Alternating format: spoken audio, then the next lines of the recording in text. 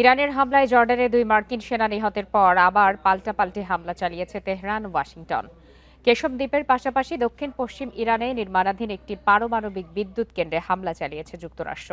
পাল্টা কুয়েতের বিদ্যুৎ উৎপাদন ও পানি শোধনাগারে হামলা চালিয়েছে ইরান।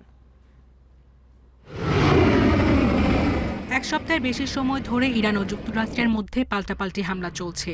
শুক্রবার ইরানের ব্যালিস্টিক ক্ষেপণাস্ত্র ও ড্রোন হামলায় জর্ডানের 2 মার্কিন সেনা নিহত হন, এখনও নিখোঁজ একজন। এই ঘটনায় ইরান ও যুক্তরাষ্ট্রের মধ্যে উত্তেজনা আরও বাড়ল। সেনা নিহতের পর শনিবার টানা 8ম দিনের মতো বিমান হামলার কথা জানিয়েছে মার্কিন সেন্ট্রাল কমান্ড সেন্টকম।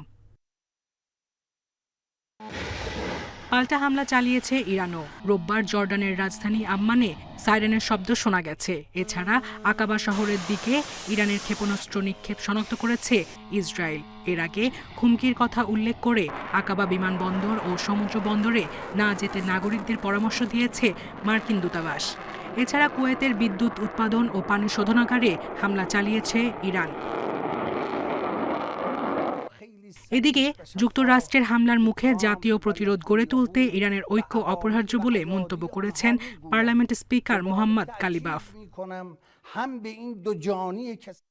ইরানের পররাষ্ট্রমন্ত্রী আব্বাস আরাকচির পর সমঝোতা স্মারককে অবৈধ বলেছেন সর্বোচ্চ নেতা মোজতবা খামেনি। তার দাবি, ট্রাম্পের স্বাক্ষরের কোনো মূল্য নেই এবং যুক্তরাষ্ট্র বারবার এই সমঝোতা লঙ্ঘন করেছে। খামেনি হুঁশিয়ার করে বলেন, তেহরান ও তার আঞ্চলিক মিত্রদের হাতে যুক্তরাষ্ট্র এমন শিক্ষা পাবে যা তারা কখনো ভুলতে পারবে না। সায়রা খান, ইন্ডিপেন্ডেন্ট নিউজ।